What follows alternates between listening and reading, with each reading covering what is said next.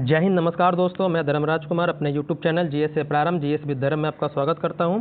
और अपने Bihar police special class दोस्तों, जिसे हम लोग जीएस का निचोड़ देख रहे हैं कैसे, तो क्यूक रिवीजन तरीके से दोस्तों क्या कर रहे हैं, हम जीएस को दोस्तों कवर कर रहे हैं। मतलब कि क्यूक तरीके से जीएस को हम लोग पूरा कवर कर रहे हैं, साथ साथ दोस्तों इसका पीवाईक्यू भी हम लोग देखते चल रहे हैं दोस्तों। तो जिन बच्चे का सिलेबस कंप्लीट नहीं है, जिनका सिलेबस दोस्तों कंप्लीट है, जिनका अधूरा है दोस्तों, उन सभी के लिए दोस्तों क्या है, बहुत ही महत्वपूर्ण क्लास है। तो क्लास को पूरी ईमानदारी से देखिएगा, क्योंकि इसमें दोस्तों आज हम पढ़ाने जा रहे हैं फिजिक्स को कोशिश करें कि एक ही क्लास में आज आपको समाप्त कर दें, क्योंकि आपके पास दोस्तों समय धीरे धीरे क्या हो रहा है, कम हो रहा है, क्योंकि हमारे पास दोस्तों और सब्जेक्ट है और आपके और भी जो भी पीवाईक्यू दोस्तों उसको भी कराना है। तो आज कोशिश करेंगे कि दोस्तों फिजिक्स को पूरा समाप्त कर देंगे। समाप्त बल करें तो करेंगे ही, लेकिन इसमें जो भी फैक्ट्स हैं, जो भी बातें हैं, जो भी टॉपिक हैं दोस्तों, कोशिश करें कि आपके दिमाग में दोस्तों सीधे जाए। मतलब कि जितना भी टॉपिक लिखे हैं, जितने टॉपिक से दोस्तों प्रश्न बने, उन सभी टॉपिक को लिखे हैं।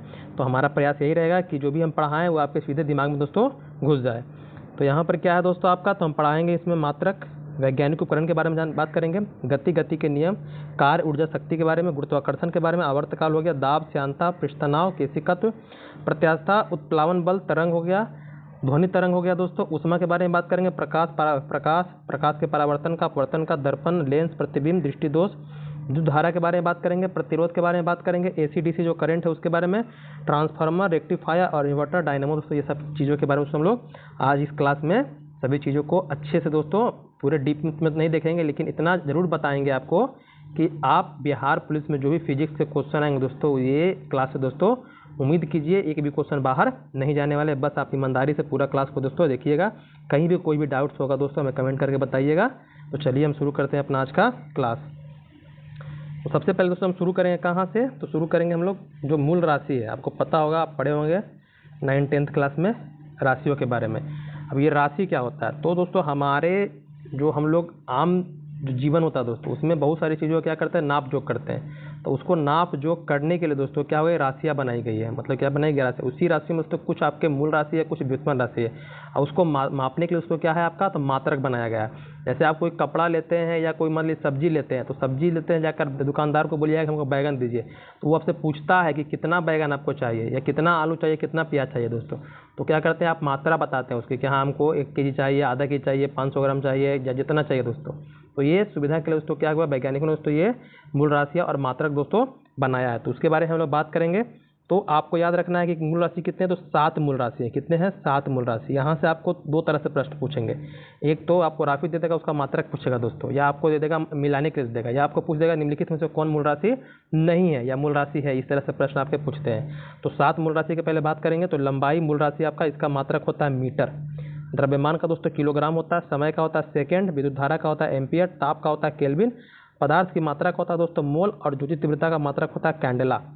तो इसका प्रतीक दिया है कि लंबाई को हम लोग एम से डिनोट करेंगे, द्रव्यमान को केजी से डिनोट करते हैं, समय को दोस्तों सेकंड से मतलब एस से, एम्पियर को दोस्तों हम लोग ए लिखते हैं, तापमान को दोस्तों हम लोग के, केल्विन को के लिखते हैं, जो मोल है दोस्तों पदार्थ की मात्रा का, उसका मात्रक तो मोल है, इसको हम लोग MOL लिखते हैं, और कैंडेला को दोस्तों हम लोग CD लिखते हैं। तो ये मात्रक दोस्तों याद रखिएगा। ये मतलब प्रतीक की दोस्तों जो फॉर्मूला आप जब पढ़ते हैं तो वहाँ पर ये काम देता है कि हाँ आप मान लीजिए कि आप चाल का हो गया, तुरंत का बोलते हैं मीटर प्रति सेकंड, तो मीटर प्रति सेकंड के लिए क्या लिखे, तो मीटर के लिए हम M लिखते हैं और सेकंड के लिए हम लोग S लिखते हैं दोस्तों। तो ये भी याद रखिएगा।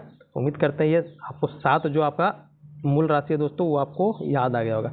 अब ये मूल राशि क्या होता है, तो मूल राशि का और एक होता है आपका व्युत्पन्न राशि। तो मूल राशि का मतलब हो गया दोस्तों जो ये 7 है, और व्युत्पन्न राशि हो गया जिसमें हम लोग क्या करते हैं, तो मूल राशि की सहायता से उसको हम लोग व्यक्त करते हैं दोस्तों। तो कुछ यहाँ मात्रक और देखेंगे हम लोग। तो ये सब जो देख रहे हैं ये सब सभी व्युत्पन्न मात्रक है, जिसमें क्या है दोस्तों आपका मूल राशि की सहायता से इसको क्या किया गया है, बताया गया है। जैसे क्षेत्रफल, तो क्षेत्रफल किससे मिलकर बना हुआ है, तो दोस्तों ये मीटर से मिलकर बना हुआ है। मीटर किसका मात्रक है, तो मीटर आपका दोस्तों लंबाई का मात्रक है, तो वो इसीलिए वो मूल है। ये दोस्तों क्या हो गया, व्युत्पन्न हो गया।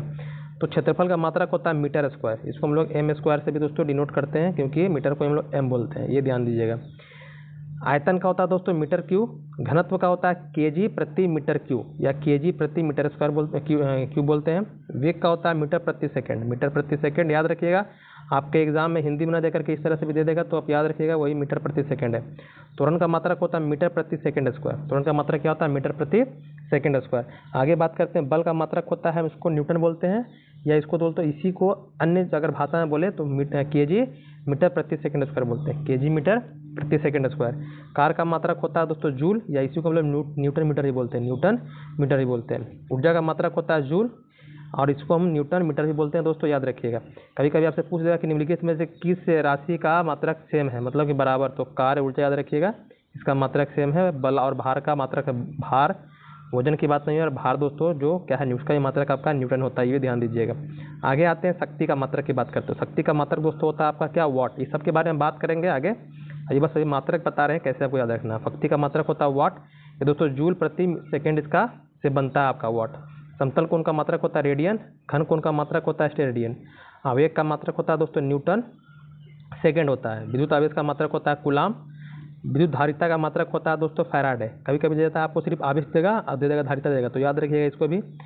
आवृत्ति का मात्रक होता है दोस्तों हर्ट्ज होता है। प्रतिरोध का मात्रक होता है ओम, और प्रतिरोधकता का मात्रक होता है दोस्तों ओम मीटर। ये दोनों याद रखिएगा, प्रतिरोध और प्रतिरोधकता दोनों क्या, दोनों अलग अलग है दोस्तों, ये दोनों एक ही नहीं है। अभी कई बच्चे इसमें कन्फ्यूज हो जाते हैं, सोचते हैं गलती से क्या होगा, मिसप्रिंट हो गया होगा, प्रतिरोध होगा तो वो लोग ओम मार के आ जाते हैं, लेकिन याद रखिएगा यहाँ पर क्या है, प्रतिरोधकता की बात हो रही है। तो प्रतिरोधकता अलग है, प्रतिरोध अलग है।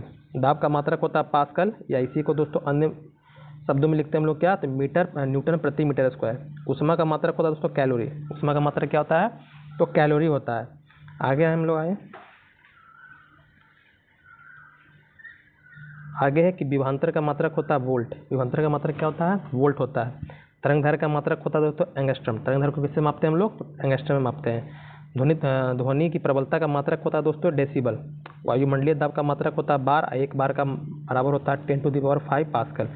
जल प्रवाह की दर होती है, इसको किसे मापते हैं, तो क्यू से मापते हैं। और जो ओजोन परत है तो उसकी मोटाई घट रही है या बढ़ रही है दोस्तों, उसकी जो मापते हैं किसे मापते हैं, तो डॉप्सन में दोस्तों मापते हैं। इसकी इकाई क्या है, तो डॉप्सन है दोस्तों, इसको भी ध्यान रखिएगा। तो उम्मीद करते हैं ये आपको याद हो, मतलब इसको 2-3 बार देखिएगा। वही हम बता रहे हैं कि दिमाग को खाली करके, दिमाग में कोई भी हलचल होने मत दीजिएगा कि हाँ इसका प्रेशर उसका प्रेशर, दिमाग बिल्कुल खाली करके इसको दोस्तों शांत दिमाग से पढ़िएगा, आपको सभी चीज़ें आसानी से समझ में आएगा, याद हो जाएगा दोस्तों।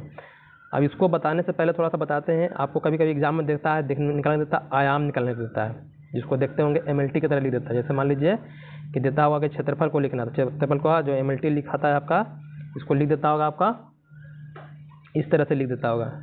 एक मिनट, M को 0 कर देता होगा, L को कर देता है स्क्वायर, और T को कर देता होगा 0 दोस्तों। ये क्या है, MLT है। मतलब अब पूछेगा कि क्षेत्रफल का आयाम क्या होता है, तो आयाम निकालने के लिए पहले 2-3 बातें याद रखना आपको, कैसे क्या, ये याद रखिए। तो आयाम निकालने के लिए दोस्तों 3 चीज़ की आवश्यकता पड़ती है, और जितने भी आपका भौतिक में दोस्तों जो भी इकाई बनता है वो 3 चीज़ से बनता है। कौन कौन चीज़ बनता है, एक आपका हो गया द्रव्यमान। क्या हो गया, एक आपका द्रव्यमान, जिसका मात्रक होता है kg। क्या होता है, kg द्रव्यमान का होता है। एक होता है लंबाई, लंबाई को क्या लिखते हैं हम लोग, मीटर, इसको हम लोग m लिखते हैं। एक होता है टाइम, मतलब समय, इसको हम लोग क्या लिखते हैं दोस्तों, तो सेकंड लिखते हैं। क्या लिखते हैं, सेकंड लिखते हैं। लेकिन MLT में दोस्तों क्या लिखते हैं, तो MLT में हम लोग द्रव्यमान को दोस्तों m लिखेंगे, लंबाई को हम लोग लिखते हैं l लिखते हैं, और समय को दोस्तों हम लोग लिखते हैं t लिखते हैं। याद रखिएगा MLT, मतलब जब भी किसी का आयाम निकालने के लिए बोलेगा तो द्रव्यमान रहेगा तो उसको m लिखिएगा, लंबाई रहेगा तो उसको l लिखिएगा, और t रहेगा दोस्तों तो उसको, समय रहेगा तो उसको t लिखिएगा। उम्मीद करते हैं ये बात आपको समझ में, ये बातें आपको समझ में आई होगी। नहीं समझ में आ रहा तो एक हम आपको पेज लेकर के बताते हैं।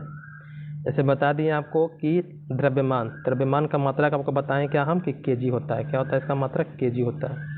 तो kg दिया रहेगा दोस्तों, kg स्क्वायर दिया रहेगा, kg दिया रहेगा, तो द्रव्यमान को हम लोग क्या बोलते हैं, मास बोलते हैं। तो मास को क्या लिखना है दोस्तों, आपको m लिखना है। जहाँ पर kg दिया रहेगा उसको क्या लिखिएगा, m लिखिएगा।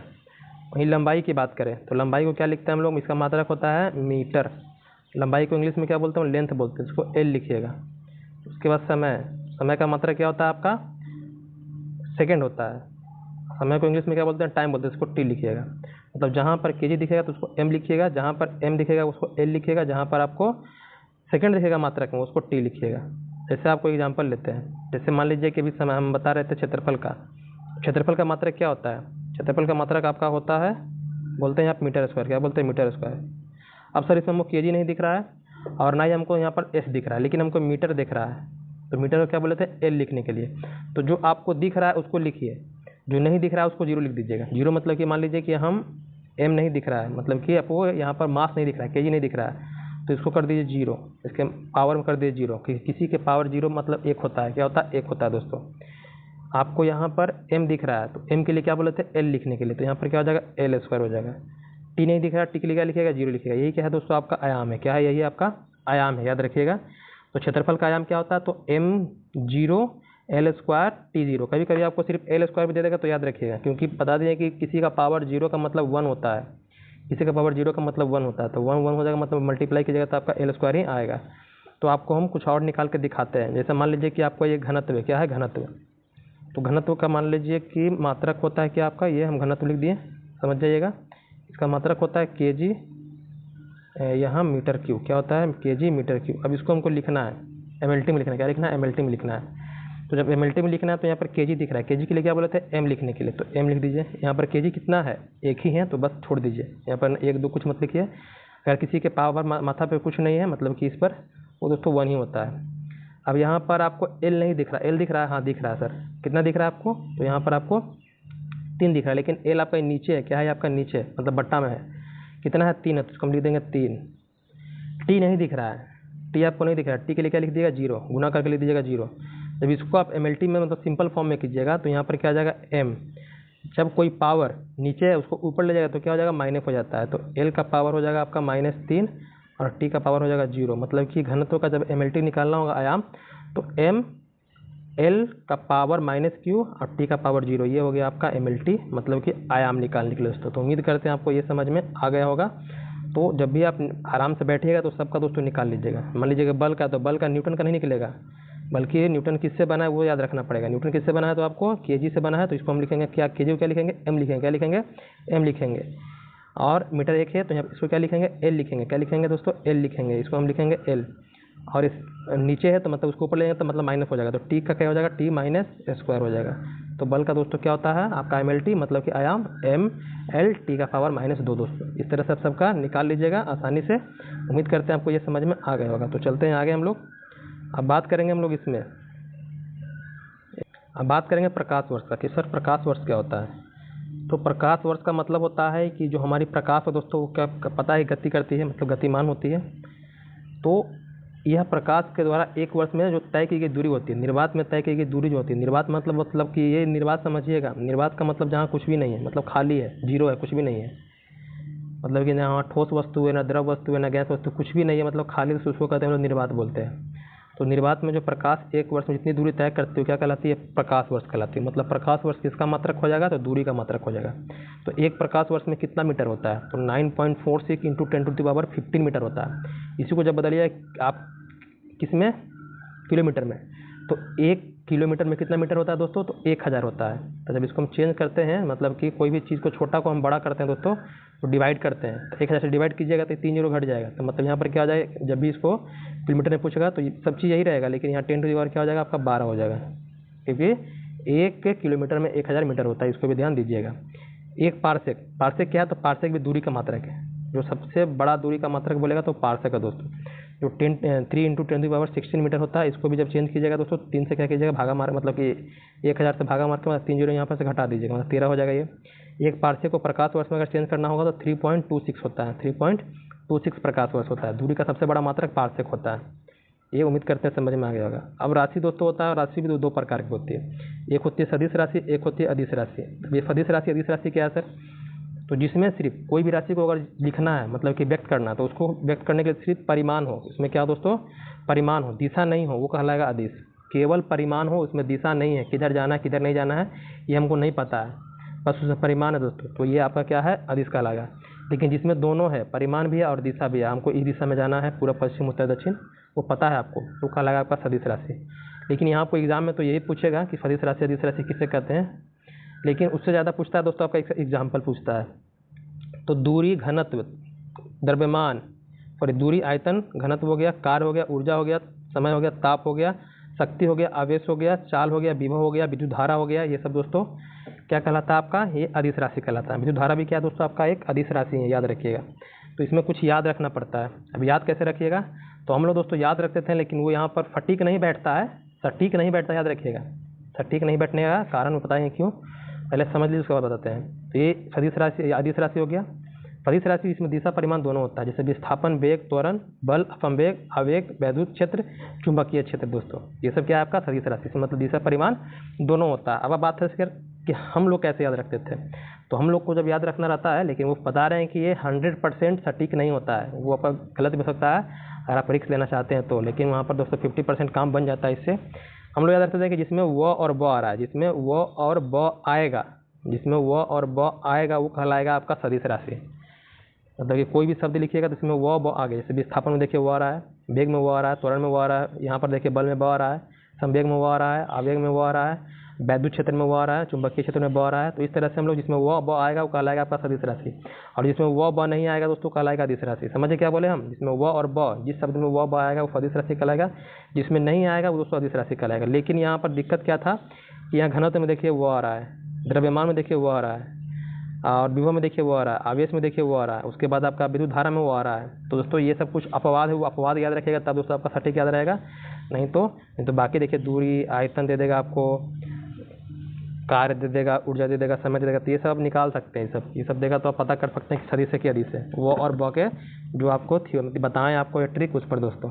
लेकिन याद रखिएगा हम बता रहे हैं कि वो 100% नहीं है, वो गलती भी हो सकता है। कब गलती होगा, जब अपवाद आप याद रखिएगा। अपवाद मतलब कि घनत्व में व ब है लेकिन फिर भी क्या है, अदिश राशि है। द्रव्यमान में व ब है लेकिन फिर भी अदिश राशि है।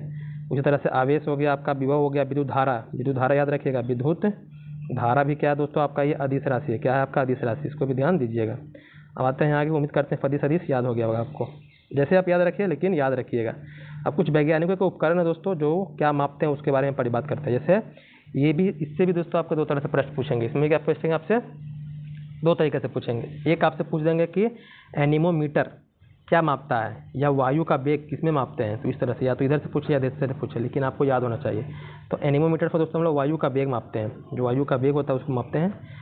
एमीटर पर दोस्तों हम लोग विद्युत धारा मापते हैं। विद्युत धारा मतलब कि किसी जो विद्युत में धारा की उपस्थिति है कि नहीं है दोस्तों, ये देखने के लिए हम लोग एमीटर का इस्तेमाल करते हैं। एक होता है वोल्ट मीटर। वोल्ट मीटर से क्या मापते हैं हम लोग, तो वोल्ट मीटर से हम लोग वोल्टेज मापते हैं। क्या मापते हैं, वोल्टेज, याद रखिएगा।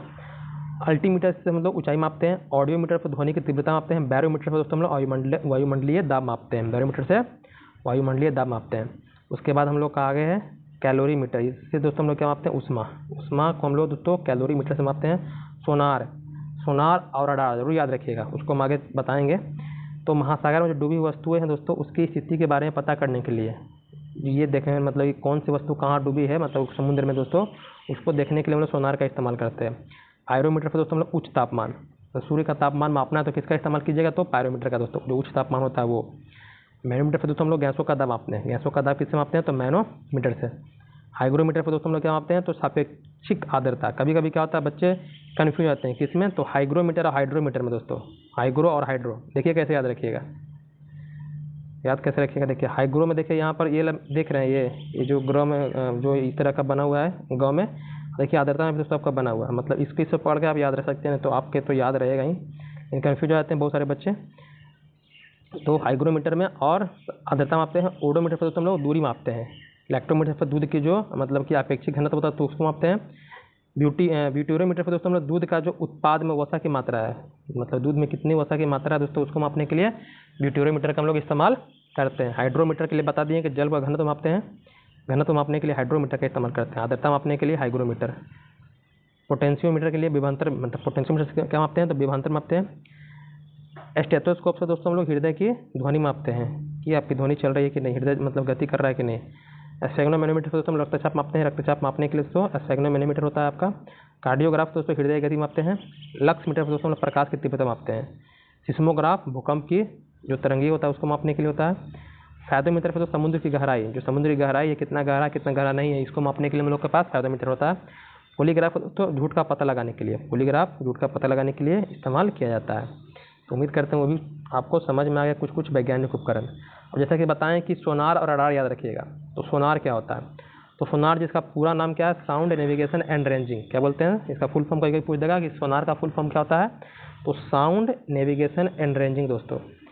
अब इसका प्रयोग कौन करता है? तो इसको प्रयोग दोस्तों जो नौ संचालक होते हैं, समुद्री यात्रा करने वाले जो नौ संचालक होते हैं दोस्तों, वो इसका इस्तेमाल करते हैं। क्या करते हैं, क्यों, इससे क्या होता है? तो इसमें दोस्तों बता दिए कि जो महासागर में, समुद्र में जो भी वस्तु डूबी हुई है नीचे, तो उसको इसके माध्यम से दोस्तों पता लगाया जा सकता है कि हाँ उसकी स्थिति परिस्थिति कहाँ है, क्या है। इससे हम देख सकते हैं समुद्र में डूबी हुई वस्तु को। प्रयोग इसमें क्या होता है? तो पराशरभ तरंग का दोस्तों इसमें इस्तेमाल किया जाता है। तरंग भी 3 तरह के होते हैं, उसको आगे हम बताएंगे आपको। तो सोनार में दोस्तों क्या होता है? पराशरभ तरंग होता है। तो ये उम्मीद करते हैं कि आपको सोनार समझ में आ गया होगा। अब बात करते हैं हम रडार का। और रडार क्या होता है? तो रडार का जो पूरा नाम है, फुल फॉर्म जिसको बोलते हैं हम लोग, रेडियो डिटेक्शन एंड रेंजिंग दोस्तों। ये इससे क्या करते हैं? तो इससे हम डिटेक्ट करते हैं जो अंतरिक्ष में कोई वस्तु है उसकी स्थिति। जैसे समुद्र में के लिए हम लोग के पास सोनार है, तो उसी तरह से दोस्तों आसमान के लिए, अंतरिक्ष के लिए हमारे पास क्या है? रडार है दोस्तों। तो इससे क्या करते हैं? दूर की वस्तुओं को स्थिति की ऊंचाई, दिशा और गति का दोस्तों क्या करते हैं हम लोग? उससे हम लोग जानकारी लेते हैं। किससे? रडार से। इसका प्रयोग इसमें क्या होता है? तो रेडियो तरंग का दोस्तों इस्तेमाल किया जाता है। रडार में किसका होता है? तो कौन तरंग? तो रेडियो तरंग। सोनार में किसका होता है? तो पराशरभ तरंग। कभी कंफ्यूज मत हो जाएगा, यानी कि दोनों को टिक कर देकर पराशरभ तरंग का इस्तेमाल होता है। पराशरभ तरंग का दोस्तों सिर्फ सोनार में होता है, रडार में नहीं होता है। तो आते हैं आगे देखते हैं। आगे बात करते हैं भार और द्रव्यमान में। तो बहुत सारे बच्चे कंफ्यूज होते हैं कि सर भार और द्रव्यमान तो एक ही है, भार और द्रव्यमान तो एक ही है। तो भार और द्रव्यमान दोस्तों अलग अलग है। पहले समझिए, दिमाग में डाल लीजिए कि भार और द्रव्यमान एक नहीं है, दोनों क्या है? अलग अलग चीज़ है। भार का मतलब होता है किसी भी वस्तु का वजन, ठीक है। द्रव्यमान मतलब जैसे मान लीजिए कि आपके हाथ में अगर पेन होगा, कॉपी होगा, तो जिस आकार में, जिस शेप में है दोस्तों, वो क्या होता है? वो जहाँ भी ले जाइए आप, किसी भी स्थल पे, अंतरिक्ष में ले जाइए, आकाश में ले जाइए, नदी में, तालाब में, जहाँ ले जाइएगा, वो दोस्तों बदलने वाला वो नहीं है, वो बदलने वाला नहीं है। उसका मतलब आकार जो शेप है दोस्तों बदलने वाला नहीं है। लेकिन उसका जो वजन होगा, जो भार होगा दोस्तों, क्या होगा? चेंज हो जाएगा। मतलब कि जो स्थिति परिस्थिति है उसके अनुसार क्या होगा दोस्तों? उसका वजन बदल जाएगा।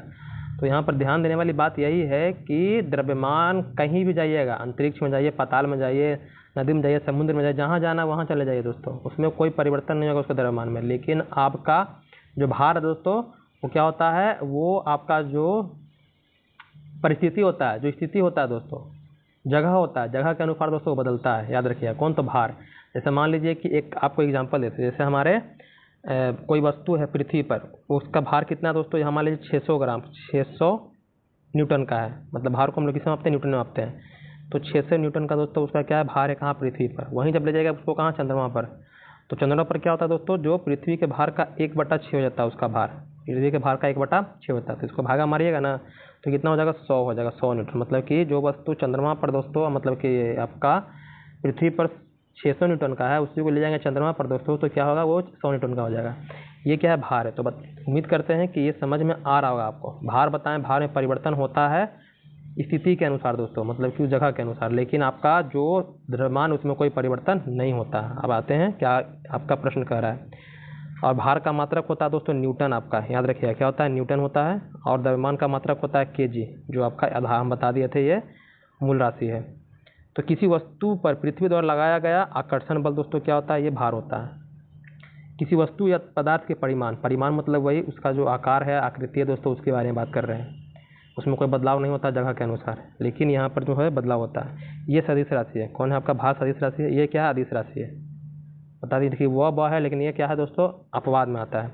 किसी वस्तु का भार भिन्न भिन्न स्थानों पर भिन्न भिन्न हो सकता है, लेकिन ये सदैव समान रहता है। कहीं भी चल जाइए, अंतरिक्ष में, पाताल में, चंद्रमा पर, बुध ग्रह पर, कोई भी ग्रह पर चले दोस्तों, तो वहाँ पर द्रव्यमान का बदलने वाला नहीं है। तो उम्मीद करते हैं आपको ये समझ में आ गया होगा। अब आते हैं हम लोग दूरी और विस्थापन को समझते हैं। दूरी विस्थापन क्या है? तो दूरी पहले समझिए क्या होता है। ये है ए, एक पॉइंट हम ले लिए ए, ये हमारा बी। तो यहाँ से यहाँ तक हम गए, तो इसके बीच की जितनी भी लंबाई होगी दोस्तों, वो क्या होगी? दूरी होगी। क्या होगी? दूरी होगी। मान लीजिए कि हम यहाँ से यहाँ 5 मीटर है, 5 किलोमीटर है, या 10 किलोमीटर, जो भी हो, ये क्या होगा दोस्तों? आपका कहलाएगा दूरी कहलाएगा। समझे? अब ये क्या होता है? मान लीजिए कि हम यहाँ से फिर यहाँ गए, समझ गए, फिर यहाँ से हम यहाँ आए, फिर यहाँ पर दोस्तों हम क्या चल गए? फिर यहाँ पर आ गए। मतलब ए से गए पहले बी तक, बी से गए हम लोग सी तक, और फिर सी से कहाँ गए दोस्तों? ए तक। अगर यहाँ से आपका विस्थापन पूछा, मान लीजिए यहाँ पर 2 किलोमीटर है, यहाँ 3 किलोमीटर है, यहाँ पर 4 किलोमीटर है। अगर आपसे पूछे कि यहाँ दूरी कुल कितनी है, तो क्या बोलिएगा? कितना दूरी तय किया? 2, 3, 5, 5, 4, 9 किलोमीटर क्या किया हम? दूरी तय किए। लेकिन वही विस्थापन आपसे पूछ देगा ना भाई, तो विस्थापन क्या होता है? यहाँ पे 0 हो जाता है। विस्थापन क्या हो जाता है, जीरो हो जाता है। मतलब विस्थापन करने का मतलब कि कोई भी क्या हो, किसी स्थान से आप चलना शुरू किए लेकिन पूरा घूम करके उसी स्थान पर जब आते हैं तो इस कंडीशन में क्या होता है दोस्तों, विस्थापन आपका जीरो माना जाता है। यहाँ पर याद रखना है कि दूरी आपका कभी भी क्या होगा, पॉजिटिव, मतलब कि कभी हमेशा पॉजिटिव रहेगा, मतलब कि हमेशा धनात्मक रहेगा, कभी दूरी माइनस में नहीं आता है। लेकिन विस्थापन क्या होगा, ये माइनस में हो सकता है, प्लस में भी हो सकता है और जीरो भी हो सकता है। मतलब इसका मान शून्य भी हो सकता है, पॉजिटिव भी होगा और नेगेटिव भी होगा, लेकिन आपका दूरी कभी शून्य नहीं होगा और कभी माइनस में नहीं होगा दोस्तों, ये ध्यान देने वाली बात है। बाकी दूरी आपका है अदिश राशि, विस्थापन है आपका सदिश राशि। तो उम्मीद करते हैं ये भी आपको समझ में आ गया होगा। थोड़ा सा अपना कॉन्सेप्ट को क्लियर कीजिए क्योंकि प्रश्न आपको थोड़ा सा घुमा भी सकते हैं। अब बात करते हैं चाल और वेग का। तो चाल और वेग क्या होता है, दोनों का मात्रक सेम है, मीटर प्रति सेकंड होता है, लेकिन यहाँ पर अंतर क्या होता है, अंतर बस यही रखिएगा, एक अदिश राशि है क्या, सदिश राशि। अब देखिए यहाँ पर क्या होता है, तो वस्तु द्वारा इकाई समय में चली गई दूरी, मतलब कि तय की गई दूरी क्या कहलाती है, चाल कहलाती है। चाल बराबर दूरी बटा समय पढ़े होंगे, मैथ में ही पढ़े होंगे, फिजिक्स में ही पढ़े होंगे। अब वेग क्या होता है, तो वेग वस्तु में इकाई समय में उत्पन्न विस्थापन, वस्तु में क्या होता है, इकाई समय में उत्पन्न विस्थापन, मतलब कि विस्थापन उसका क्या है, कितना समय लगा है कोई चीज़ को विस्थापित करने में दोस्तों, वो कहलाता है आपका वेग। चाल होता है कितना समय में दूरी हम तय किए हैं, वो कहलाता है चाल। तो उम्मीद करते हैं आपको चाल और दूरी में भी कोई कन्फ्यूजन नहीं होगा, मात्रक दोनों का दोस्त सेम है बस, लेकिन ये चाल अदिश राशि है, ये सदिश राशि। देखिए वो बार नहीं है तो ये क्या हो गया, अदिश राशि हो गया। वो कॉन्सेप्ट याद रखिएगा, थोड़ा बहुत काम देता है, ऐसा नहीं कि नहीं है, लेकिन पूर्णतः तरीके से नहीं सही है, याद रखिएगा। अब बात करते हैं त्वरण। ये त्वरण क्या होता है, त्वरण समझिए क्या होता है। अगर आप बाइक या कई बाइक चलाए हैं, नहीं चलाए कोई बात नहीं है, ऑटो रिक्शा में बैठे होंगे, ऑटो रिक्शा में तो जाने के लिए बैठे ही होंगे। तो क्या होता है, देखते हैं कि ऑटो रिक्शा कहीं रुका है, क्या मान लीजिए कि ए पॉइंट है, ए पॉइंट से ये रुका है। अब रुका है तो यहाँ से दोस्तों ये चलना शुरू किया, तो ये चलना शुरू किया मान लीजिए कि 5 की स्पीड से, मतलब कि 5 मीटर प्रति सेकेंड की स्पीड से चलना शुरू किया। उसके मान लीजिए कि 10 सेकेंड बाद उसका जो स्पीड हो गया दोस्तों कितना हो गया, दोस्तों हो गया 25 मीटर प्रति सेकेंड हो गया। मतलब शुरू कहाँ से किया था, 5 मीटर से, 10 सेकंड बाद कितना हो गया उसका स्पीड, 25 मीटर प्रति सेकंड हो गया, मतलब कि बढ़ गया।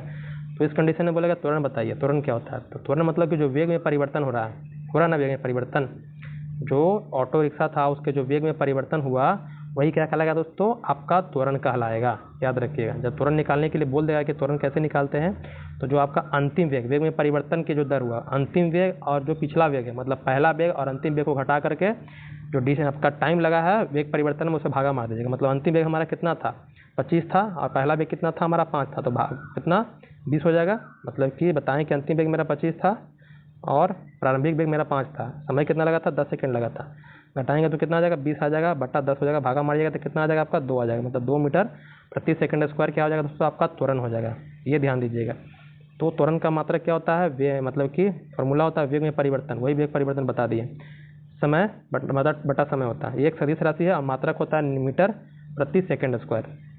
मीटर प्रति सेकंड स्क्वायर क्या होता है, इसका मात्रक होता है। कैसे निकालते हैं देखिए मीटर प्रति सेकंड, ये भी ध्यान दीजिए।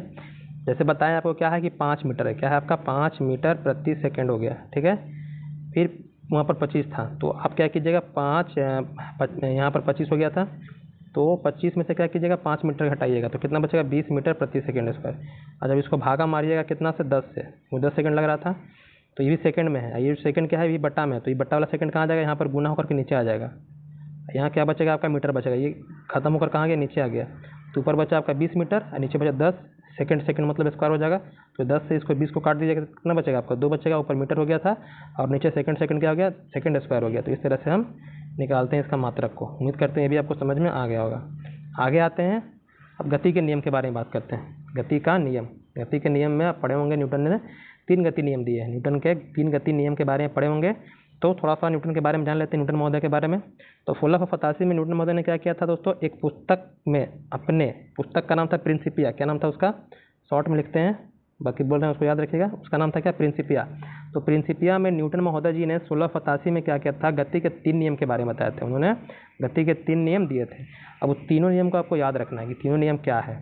तो न्यूटन का हम लोग प्रथम गति नियम से जानते हैं, न्यूटन का द्वितीय गति नियम और न्यूटन का तृतीय गति नियम दोस्तों। तो न्यूटन महोदय प्रथम गति नियम में क्या बोलते हैं कि कोई भी वस्तु क्या है, विराम अवस्था में, विराम मतलब कि स्थिर है। मान लीजिए यहाँ पर कोई वस्तु हम रखें, क्या स्थिर है, ये तब तक स्थिर रहेगा जब तक इस पर कोई बाहरी बल नहीं लगता, मतलब कि जब तक इसको आप धक्का देते हैं, खींचते हैं या कुछ भी करते हैं, तब तक उसमें कोई परिवर्तन नहीं होगा। वही कहलाता है आपका न्यूटन का प्रथम गति नियम दोस्तों। देखिए यहाँ पर लिखा भी है, यदि कोई वस्तु विरामावस्था में अथवा एक समान गति में है, विराम में है या एक समान गति में। मान लीजिए कि आप अभी तो बताएंगे विराम में कोई वस्तु है, मान लीजिए कोई क्या है आपका दोस्त आपके तरफ दौड़ता हुआ आ रहा है, तो क्या गति में है, तो उसको रोकने के लिए क्या करिएगा, बल लगाइएगा। बल लगाइएगा, वही बल क्या कहलाता है आपका न्यूटन का प्रथम गति नियम कहलाता है। तो यहाँ पर विरामावस्था गति है, सीधी रेखा में गतिमान है, तो वह अपनी अवस्था में ही नहीं बदलेगी जब तक कि उस पर कोई बाहरी बल नहीं लगाते हैं आप। जैसा कि बताएं आपका या विराम हो या आपका गति में हो, उसमें कोई परिवर्तन तब तक नहीं आएगा जब तक उस पर आप बल नहीं लगाते हैं। तो यही क्या है, न्यूटन का प्रथम गति नियम है। इसको हम लोग अन्य नाम से भी जानते हैं। इसको हम लोग दोस्तों जड़त्व का नियम ही बोलते हैं और इसको गैलीलियो का नियम ही बोलते हैं। जड़त्व का नियम और गैलीलियो का नियम। तो यहाँ पर ध्यान देने वाली बात है, यहाँ पर आपसे एग्जाम्पल पूछता है कि न्यूटन का जो आपका प्रथम गति नियम से कुछ एग्जाम्पल। जैसे मान लीजिए कि गाड़ी में आप बैठे हुए हैं, गाड़ी चल रहा है, मतलब ऑटो में बैठे हुए हैं, ऑटो चल रहा, अचानक क्या हुआ, ऑटो ड्राइवर मारा ब्रेक। जैसे ब्रेक मारता दोस्तों आप आगे की ओर भागते हैं, मतलब आगे की ओर झुक जाते हैं। तो किस कारण से दोस्तों, ये न्यूटन के प्रथम गति नियम के कारण। क्यों? क्योंकि जब दोस्तों आप क्या कह रहे थे, गाड़ी चल रहा था तो आपका भी शरीर भी दोस्तों क्या था, गति में था। क्या था? गति में था दोस्तों। उस गति को बनाए रखने के लिए दोस्तों क्या, मतलब कि गति तो बनाए रखना है हमको, लेकिन अचानक दोस्तों क्या किया, वहाँ ब्रेक मारा, मतलब वो क्या किया, ब्रेक मार करके अपना उसको रोक दिया, अपने ऑटो गति का। लेकिन आपके शरीर को रोकने के लिए कोई बल थोड़ी लगा, तो क्या हुआ दोस्तों, आप आगे की ओर झुक जाते हैं। लेकिन वही क्या होता है कि एक एग्जाम्पल और पूछता है आपसे, क्या मान लीजिए कि गाड़ी क्या है दोस्तों, खड़ी है, मतलब आप बाइक पे बैठे हुए हैं, गाड़ी आपका बाइक पर आप बैठे हुए हैं, गाड़ी क्या है आपकी खड़ी है, उससे बैठे हुए हैं, अचानक क्या होता है, बाइक चालू होता है, तो आप क्या होते हैं, पीछे की ओर झुक जाते हैं। क्यों? क्योंकि आप विराम अवस्था में हैं। विराम से एकाएक क्या है, गति में आए, तो आपका शरीर भी दोस्तों क्या था, बॉडी आपका भी विराम था, लेकिन गति में आने के कारण तो आपका बॉडी गति खोज रहा था, इसलिए क्या होता है दोस्तों, अचानक वो आप पीछे की ओर झुक जाते हैं। तो ये सब क्या है, ये सब न्यूटन के प्रथम गति नियम का ही दोस्तों क्या है, एग्जाम्पल है, इसको ध्यान दीजिएगा। तो इसको जड़त्व का नियम बोलते हैं और गैलीलियो का नियम भी दोस्तों हम लोग कहते हैं। जड़त्व के नियम, जड़त्व क्या होता है, तो जड़त्व का मतलब होता है दोस्तों, इसका माप हम लोग द्रव्यमान से करते हैं। कोई वस्तु का जड़त्व कितना अधिक होगा, इसका द्रव्यमान ज़्यादा होगा। जैसे मान लीजिए कि आपके पास एक साइकिल है और एक बाइक है, आप पूछेंगे दोस्तों कि इसमें जड़त्व किसका अधिक होगा, तो जिसका द्रव्यमान ज़्यादा होगा। तो द्रव्यमान किसका ज़्यादा है, तो द्रव्यमान सर हमारा बाइक का ज़्यादा है। तो दोस्तों आपका द्रव्यमान ज़्यादा है तो उसका जड़त्व भी अधिक होगा। कभी कभी आप एग्जाम्पल में पूछ देगा, 4 ऑप्शन दे देगा, ट्रेन दे देगा, आपका हेलीकॉप्टर दे देगा, साइकिल दे देगा, कार दे देगा, पूछेगा जड़त्व किसका है, तो सबसे ज़्यादा जिसका द्रव्यमान होगा उसका ही जड़त्व होगा, क्योंकि हम लोग जड़त्व को द्रव्यमान से ही मापते हैं। तो इसको भी याद रखिए, जड़त्व का नियम और गैलीलियो का नियम। एक और याद रखिएगा कि जो न्यूटन का प्रथम गति नियम है दोस्तों, इससे हमें क्या मिलता है, जो बल है, बल की परिभाषा मिलती है। बल की परिभाषा जो आपका डिफिनेशन है वो किससे मिलता है, तो न्यूटन के प्रथम गति नियम से। तो उम्मीद करते हैं आपको ये समझ में आ गया होगा। अब आते हैं न्यूटन का द्वितीय गति नियम क्या कहता है। तो न्यूटन का द्वितीय गति नियम कहता है कि किसी वस्तु पर आरोपित बल उस वस्तु के द्रव्यमान तथा बल की दिशा में उत्पन्न गुणनफल के दोस्तों बराबर होता है। मतलब कोई वस्तु पर आप क्या कर रहे हैं, बल लगा रहे हैं, कोई वस्तु पर आप बल लगा रहे हैं, तो उसमें दोस्तों बल लगा रहे हैं तो उसमें त्वरण भी क्या होगा, उत्पन्न होगा। त्वरण बताएं अभी हम, त्वरण दोस्तों उत्पन्न होगा। तो ये दोनों का जो गुणनफल होगा दोस्तों वही क्या कहलाएगा, आपका दोस्तों बल कहलाएगा। मतलब सॉरी माफ़ कीजिएगा, थोड़ा गलती बोल दी हम। जैसे मान लीजिए कोई वस्तु है, क्या है दोस्तों, आपका वस्तु है, अब उस पर आपको बल लगाना, तो उसका वस्तु का कुछ ना कुछ द्रव्यमान होगा, कुछ ना कुछ द्रव्यमान होगा। अब उस पर आप बल लगा रहे हैं तो उसमें क्या होगा, त्वरण दोस्तों उत्पन्न होगा। त्वरण दोस्तों क्या होगा, उसमें उत्पन्न होगा।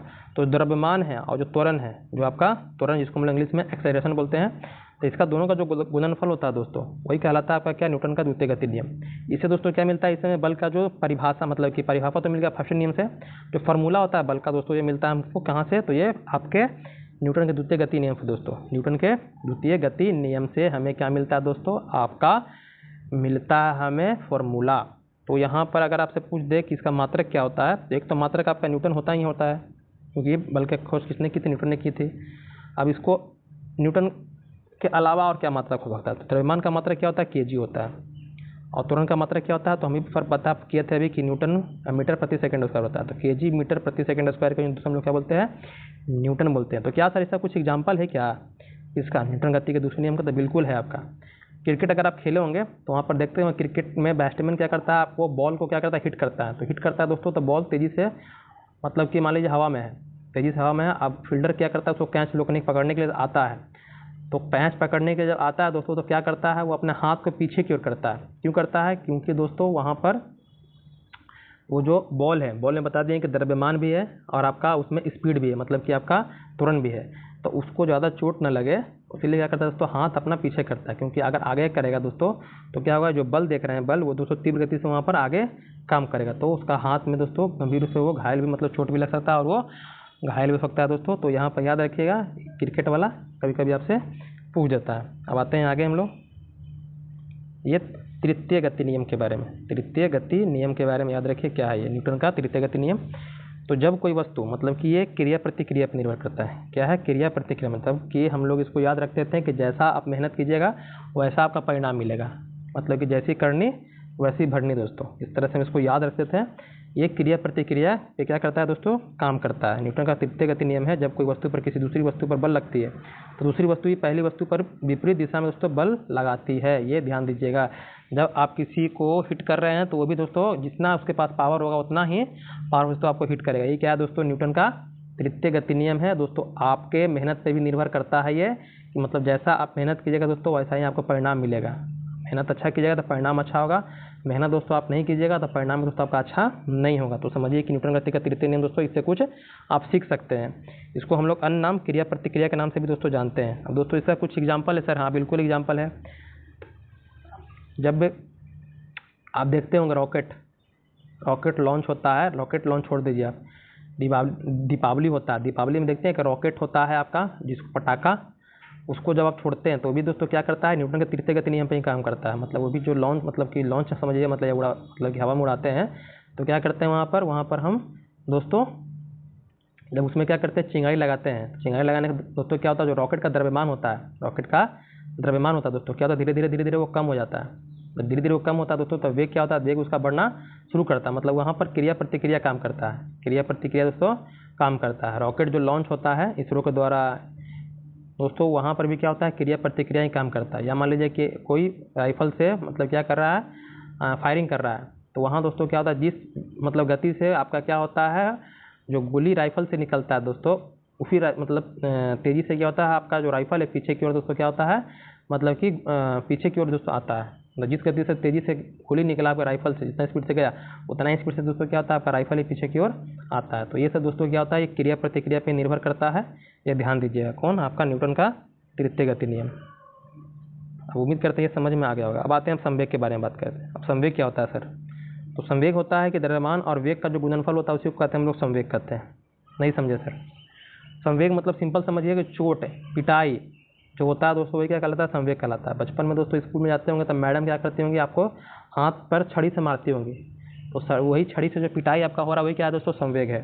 उसी को हम लोग क्या करते हैं, जो भौतिक की भाषा होता है उसमें दोस्तों क्या कहते हैं कि वेग, मतलब द्रव्यमान और वेग का जो क्या होता है गुणनफल होता है उसको क्या कहलाता है, संवेग कहलाता है। ये क्या है, एक सदिश राशि है, इसका मात्रक होता है मीटर प्रति सेकंड। कैसे निकालें, तो द्रव्यमान, एक मिनट रुकिए, इसका मात्रक क्या दिया है, मीटर प्रति सेकंड, गलती दिया है।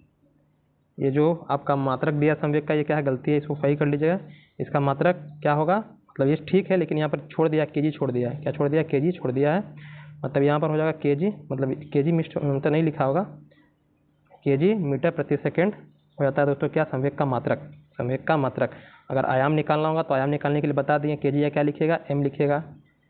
ये एम को क्या लिखिएगा, एल लिखिएगा। और प्रति सेकंड है, मतलब कि यहाँ पर टी का मापा -1 कर दिया, क्योंकि आपका टी क्या है, बट्टा में है, ऊपर जाएगा तो क्या हो जाएगा, -1 हो जाएगा दोस्तों। ये ध्यान दीजिएगा, याद रखिएगा। यहाँ पर कैसे, तो द्रव्यमान का बताया था केजी होता है मात्रक किसका, और वेग का क्या होता है, वेग का मीटर प्रति सेकंड होता है। तो इस तरह से इसका मात्रक क्या हो जाएगा, की जाए केजी मीटर प्रति सेकंड हो जाएगा। तो उम्मीद करते हैं संवेग भी आपको याद हो गया होगा। एम भी बोलते हैं, याद रखिएगा इसको। अब आते हैं कार्य के बारे में। कार्य शक्ति ऊर्जा क्या होता है, इसके बारे में बात कर लेते हैं। कार्य क्या होता है, तो कार्य मतलब होता है कि आप कोई भी वस्तु, मतलब कोई भी काम करने के लिए कोई वस्तु पर दोस्तों बल लगाते हैं, बल लगाए तभी तो आपका कार्य होगा। कोई वस्तु पर क्या कर रहे हैं, बल लगा रहे हैं। मान लीजिए कि मेरे पास ये वस्तु है, क्या है, कोई वस्तु है। अब इस पर हम बल लगा करके इसको यहाँ से लेकर के यहाँ ला कर रखना है हमको, मतलब इसको क्या किए, यहाँ से ला करके यहाँ पर हम विस्थापित किए बल लगा करके। तो इस वस्तु पर जितना बल लगाएं और इसको विस्थापित किए, तो जो आपका बल और विस्थापन का जो गुणनफल होता है दोस्तों वही क्या कहलाता है, कार्य कहलाता है। क्या कहलाता है, आपका वर्क कहलाता है। तो मतलब कि बल और विस्थापन का जो गुणनफल होता है, मतलब काम कीजिएगा तो बल की दिशा में कीजिएगा, बल के विपरीत तो कीजिएगा नहीं। जितना आपके पास बल होगा उतना ही आप उस पर विस्थापित कर सकते हैं, वही क्या कहलाता है, आपका कार्य कहलाता है। कार्य दूसरे का अधिस राशि, इसका मात्रक जूल होता है। मात्रक आपका जूल होता है, याद रखिएगा। आगे हम लोग बात करते हैं, आगे आइए।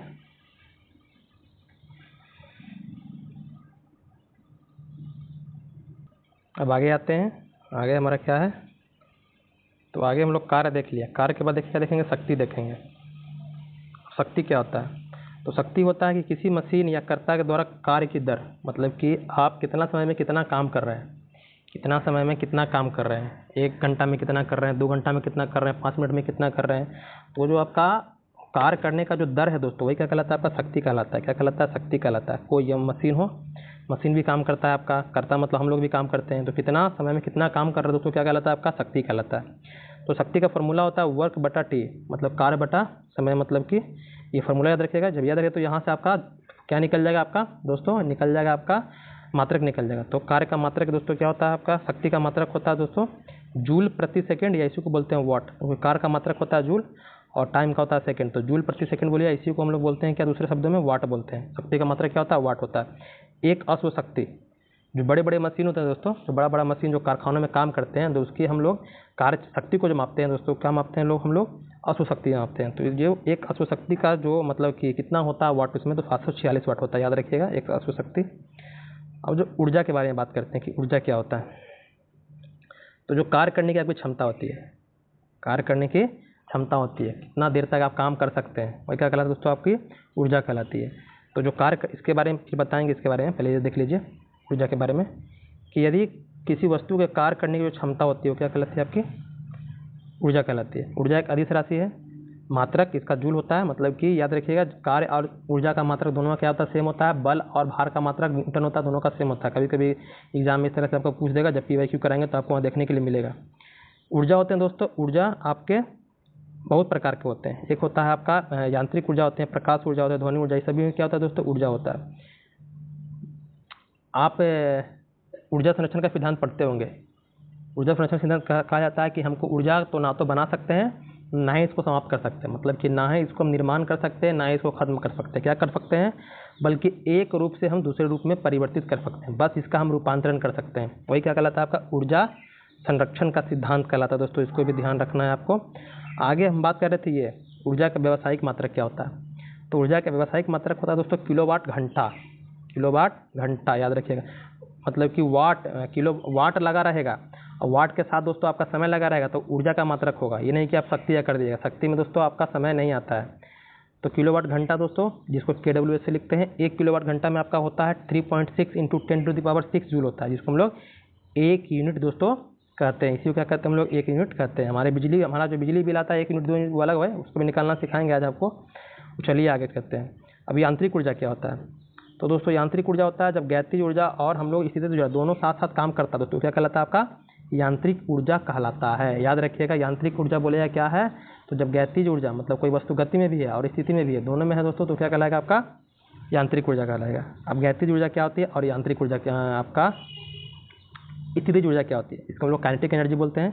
तो कोई वस्तु जो गति है, गति के कारण जो उसमें ऊर्जा पैदा हो रही है, गति के कारण क्या होता है, तो उसमें वो जो ऊर्जा पैदा हो रही है उसको क्या बोलेंगे दोस्तों, हम लोग गैतीय ऊर्जा बोलेंगे। मतलब किसी वस्तु में उसी गति के कारण जो ऊर्जा उत्पन्न होती है उसे क्या कहेंगे हम लोग, गैतीय ऊर्जा बोलते हैं, काइनेटिक एनर्जी बोलते हैं। इसका फॉर्मूला होता है KE बराबर, मतलब काइनेटिक एनर्जी बराबर 1/2 mv², 1/2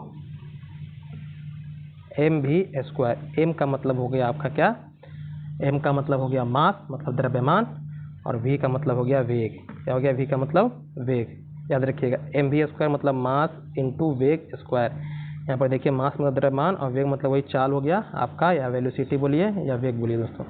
तो काइनेटिक एनर्जी उम्मीद करते हैं आपको समझ में आ गया होगा कि काइनेटिक एनर्जी क्या होता है, इसका फॉर्मूला क्या होता है। चलिए हम शुरू करते हैं, मतलब आगे चलते हैं। स्थितिज ऊर्जा जिसको हम लोग पोटेंशियल एनर्जी बोलते हैं, ये क्या होता है, कोई वस्तु होती है जो उसकी स्थिति स्थिर अवस्था में रहने के कारण जो ऊर्जा उत्पन्न होती है, मतलब कि किसी वस्तु की स्थिति एवं आकृति में परिवर्तन के कारण दोस्तों क्या होते हैं, उसमें ऊर्जा पैदा जो होती है उसको कहेंगे हम स्थितिज ऊर्जा। इसको हम लोग दोस्तों, इसका जो फॉर्मूला होता है पोटेंशियल एनर्जी का, वो होता है mgh। क्या होता है, mgh होता है, जहाँ m आपका मास हो गया, h मतलब ग्रेविटी त्वरण हो गया, गुरुत्वीय त्वरण, और h मतलब ऊंचाई हो गया। उदाहरण के लिए आप स्थितिज ऊर्जा देख सकते हैं, जब तनी हुई कमान और तनी हुई स्प्रिंग में संचित ऊर्जा। गैतीय ऊर्जा बोलेगा दोस्तों तो बंदूक से निकली हुई गोली हो गया, कोई लड़की झूला पे झूल रही वो हो गया, नदी का पानी हो गया, ये सब दोस्तों क्या है, गति में रहता है। जो गति में हो गति जुड़ जाए, और जो स्थिति में है दोस्तों वो स्थिति जुड़ जाए, ये आप आसानी से उसको पकड़ सकते हैं। आते हैं आगे हम लोग। अब ऊर्जा संरक्षण के सिद्धांत के बारे में बता दिए थे कि ऊर्जा केवल एक रूप से दूसरे रूप में रूपांतर, मतलब ऊर्जा को न तो बना सकते हैं, उत्पन्न कर सकते हैं, ना इसे नष्ट कर सकते हैं, बल्कि ऊर्जा को एक रूप से दूसरे रूप में आप रूपांतरित कर सकते हैं। रूपांतरण से पहले और रूपांतरण के बाद कुल ऊर्जा सदैव अचर रहती है। अचर मतलब कि दोस्तों कांस्टेंट रहती है, उसमें कोई परिवर्तन दोस्तों नहीं होता। ये नहीं कि रूपांतरित कर दे रहे हैं दोस्तों क्या हो गया, ऊर्जा खत्म हो गया, ऐसा कुछ नहीं होता है। तो उम्मीद करते हैं आपको ऊर्जा संरक्षण सिद्धांत भी समझ में आ गया होगा। अब बताएं कि ऊर्जा क्या होता है, उसका रूपांतरण होता है। कैसे होता है रूपांतरण, हमको थोड़ा दिखा दीजिए। तो देखिए यहाँ पर डायनेमो देखे होंगे, डायनेमो नहीं देखे हैं तो आदि विवाह में या गाँव में गए होंगे तो खेतों के किसानों के पास देखे ना जनरेटर, वो जनरेटर नहीं क्या है, डायनेमो है। जनरेटर क्या है, डायनेमो है दोस्तों। तो डायनेमो क्या करता है, तो ये यांत्रिक ऊर्जा को विद्युत ऊर्जा में दोस्तों कन्वर्ट करता है, मतलब कि बदलता है। देखेंगे जनरेटर क्या करते हैं, हाथ से दोस्तों उसमें हैंडल घुमाते हैं, हाथ से क्या करते हैं, हैंडल को हम लोग घुमाते हैं। घुमाने के बाद क्या होता है दोस्तों, उसमें वो यांत्रिक ऊर्जा काम करता है, फिर वो दोस्तों विद्युत में परिवर्तित हो जाता है। विद्युत जनित्र दोस्तों, जिसको हम लोग जो यांत्रिक ऊर्जा को ही विद्युत ऊर्जा में कन्वर्ट करने का काम करता है।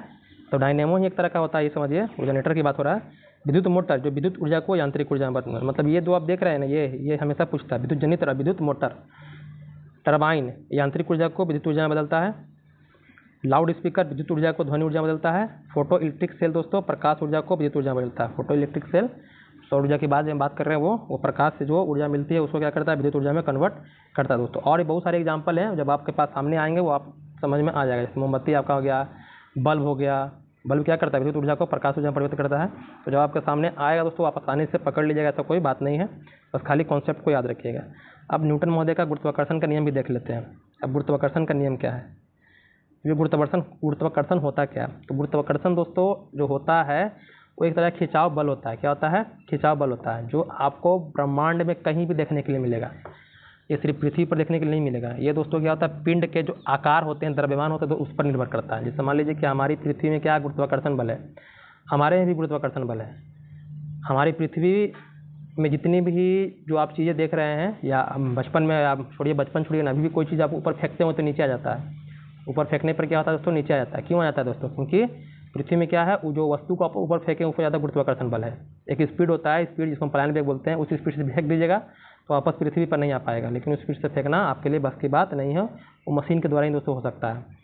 तो गुरुत्वाकर्षण के बारे में बता दिए कि ये क्या होता है, एक तरह का आकर्षण बल होता है। क्या होता है, आकर्षण बल, जो दो वस्तुओं के बीच काम करता है। एक वस्तु छोटा होगा, एक वस्तु बड़ा होगा, एक वस्तु छोटा होगा, एक वस्तु बड़ा होगा। क्योंकि हमारी पृथ्वी क्या है, एक बहुत बड़ी पिंड है दोस्तों, इसीलिए कोई भी चीज़ होता है उसको अपनी ओर खींच लेती है। कोई भी भारी से भारी चीज़ या बड़ा से बड़ा चीज़ फेंक दीजिए आप ऊपर, उसको खींच लेगी। कब नहीं खींच पाएगी, जब क्या कीजिएगा आप, इससे बड़ा कोई पिंड दोस्तों होगा। जैसे सूर्य क्या है, इससे बड़ा है दोस्तों, तो क्या किया है, इसको गुरुत्वाकर्षण बल के कारण क्या कर रहा है, वो सूर्य या पूरे ग्रह इसके चारों तरफ दोस्तों घूम रहे हैं। गुरुत्वाकर्षण बल अगर सूर्य में नहीं रहता तो कब का ये सब ग्रह उड़ जाते हैं। चंद्रमा घूम रहा है पृथ्वी के चारों तरफ, क्यों घूम रहा है, ये गुरुत्वाकर्षण बल के कारण ही है।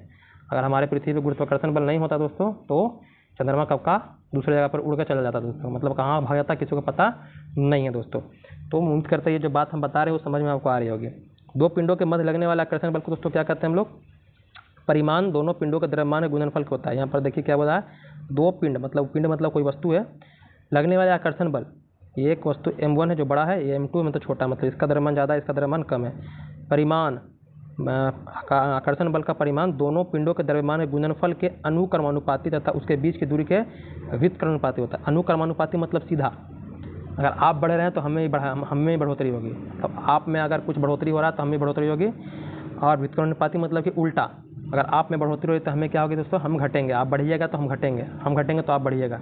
तो उम्मीद करते हैं ये आपको समझ में आएगा, अनुक्रमानुपाती और व्युत्क्रमानुपाती। क्या बोला, ये द्रव्यमान के क्या अनुक्रमानुपाती है और दूरी के दोस्तों व्युत्क्रमानुपाती होता है। कौन, ये जो गुरुत्वाकर्षण बल होता है वो। देखिए यहाँ पर F लिखा है, F मतलब वो गुरुत्वाकर्षण बल को ही दोस्तों डिनोट कर रहा है। तो बताया ना कि जो आपका बल होगा, जो आकर्षण बल होगा, वो द्रव्यमान के क्या होगा, अनुक्रमानुपाती। अनुक्रमानुपाती मतलब ऊपर हो गया। मान लीजिए कोई चीज़ है, मान लीजिए कि मेरे पास यहाँ एक P है, यहाँ पर बराबर दिए हैं, यहाँ M है और यहाँ पर T लिखे हैं। ऐसे कुछ हम ले लिए हैं, क्योंकि एक मिनट, ये P हो गया, ये M लिखे हैं, ये हो गया T हो गया।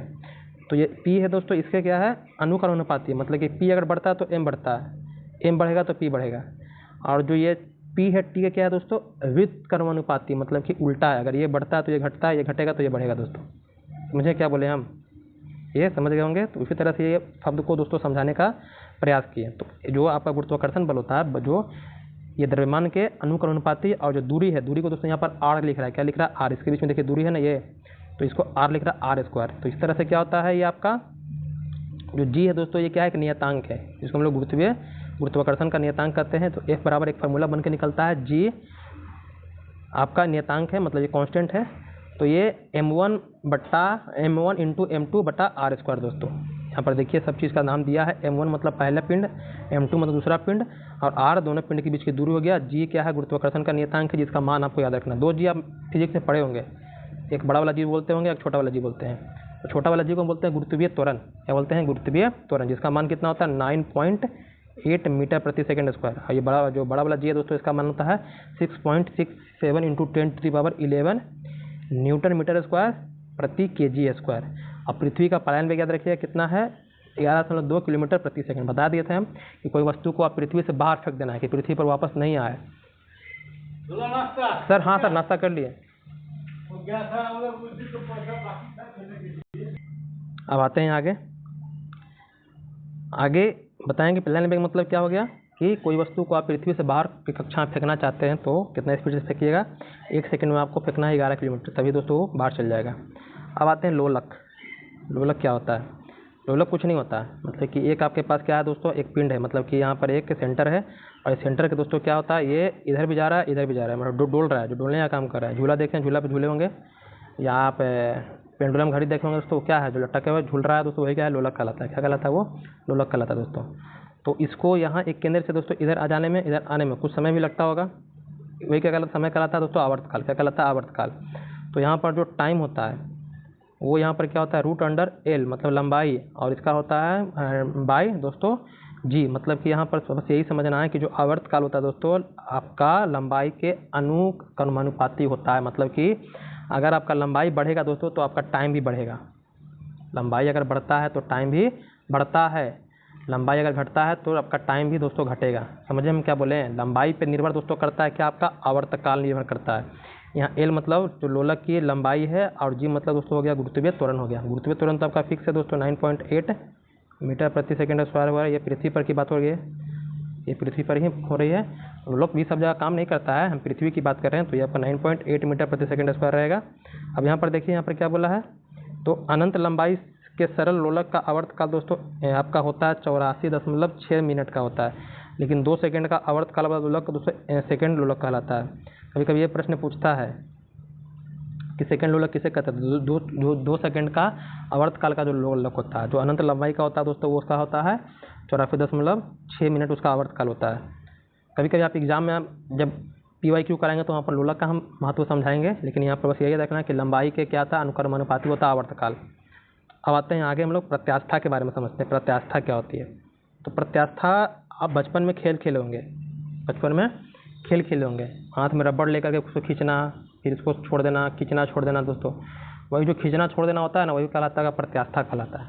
क्या कहलाता है, प्रत्यास्था कहलाता है। क्या हम बताएं प्रत्यास्था में, तो हम बताएं कि बचपन में आप रबड़ को ले करके उसको खींचते होंगे छोड़ते होंगे, खींचते होंगे छोड़ते होंगे, तो खींचने पर क्या होता है, उसका क्षेत्रफल बढ़ जाता होगा, और छोड़ देने के बाद दोस्तों फिर वो फिर से वापस क्या होता है, अपनी पूर्व मतलब की स्थिति में दोस्तों आ जाता है, तो वही क्या कहलाता है, प्रत्यास्था कहलाता है। तो ये क्या है, तो वस्तु का वह गुण जिसके कारण वस्तु पर लगाया गया बाह्य बल हटाने पर वह अपनी प्रारंभिक आकार या आकृति में पाने का प्रयास करता है।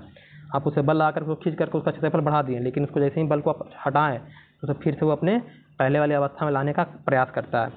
तो यहाँ पर एग्जाम्पल में पूछता है आपसे कि सबसे ज़्यादा प्रत्यास्था मतलब प्रत्यास्था वस्तु कौन है। ऑप्शन देगा रबड़, स्टील, लोहा, इस तरह से देगा ऑप्शन। तो याद रखिएगा स्टील जो है दोस्तों उसमें सबसे ज़्यादा क्या होता है, प्रत्यास्था दोस्तों होती है, ये ध्यान दीजिएगा। सबसे ज़्यादा वो प्रत्यास्था दोस्तों वस्तु रबड़ से भी दोस्तों ज़्यादा होता है, कौन आपका स्टील होता है, ये ध्यान दीजिएगा। अगर स्टील ऑप्शन नहीं दिया तो रबड़ आप दे सकते हैं। अब देखिए बाह्य बल हटाने पर देखिए क्या लिखा है, पूर्ण प्रत्यास्था वस्तु, जैसे उदाहरण हो गया क्वार्ट्ज हो गया, जैसे बाह्य बल हटाइएगा तो अपनी प्रारंभिक अवस्था में क्या होता है दोस्तों, पूर्णता आ जाता है। तो ये उम्मीद करते हैं आपको ये समझ में आ गई होगी। अब आते हैं पृष्ठ तनाव के बारे में बात करते हैं। पृष्ठ तनाव क्या होता है, पृष्ठ तनाव भी देखिए आपको हम अपने जो आपके आम जीवन में जो चीज़ चलते हैं उसके बारे में लेकर समझाते हैं। तो पृष्ठ तनाव मतलब दोस्तों होता है, आप कपड़ा पहनते होंगे, कपड़ा क्या करते हैं, पहनते हैं, तो कपड़ा जब गंदा होता है दोस्तों, तो गंदा होने के कारण क्या होता है, वो सिकुड़ जाता है। क्या होता है, सिकुड़ जाता है। तो पृष्ठ तनाव का मतलब होता है दोस्तों कि कोई भी वस्तु क्या होता है, न्यूनतम क्षेत्रफल, मतलब कि जब न्यूनतम क्षेत्रफल मतलब कि पाने का प्रयास करता है, न्यूनतम क्षेत्रफल, अपने आप को न्यूनतम क्षेत्रफल में रखने का दोस्तों प्रयास करता है, वही कहलाता है आपका पृष्ठ तनाव। पृष्ठ तनाव मतलब कि तनाव मतलब इसी को बोलते हैं सरफेस टेंशन बोलते हैं। क्या बोलते हैं, सरफेस टेंशन। देखिए यहाँ पर लिखा है, द्रव का वह गुण जिसके कारण इसका पृष्ठ तनाव न्यूनतम क्षेत्रफल घेरने की प्रवृत्ति रखता है। उदाहरण के लिए वर्षा की बूंद का गोला होना, ये बहुत ही फेमस उदाहरण है। कहीं हमें पूछता है आपसे कि वर्षा की बूंदें गोलाकार होकर गिरती हैं पृथ्वी पर, किस कारण से, तो दोस्तों ये पृष्ठ तनाव के कारण होता है। अब ये पृष्ठ तनाव दोस्तों समझिए, क्या हम बताएं कि पृष्ठ तनाव जो होता है दोस्तों कि द्रव क्या करते हैं, मतलब कि न्यूनतम क्षेत्रफल पाने का प्रयास करते हैं, अपने आप को जब न्यूनतम मतलब कम से कम क्षेत्रफल में रखने का प्रयास करता है दोस्तों, वही क्या कहलाता है, आपका पृष्ठ तनाव कहलाता है दोस्तों।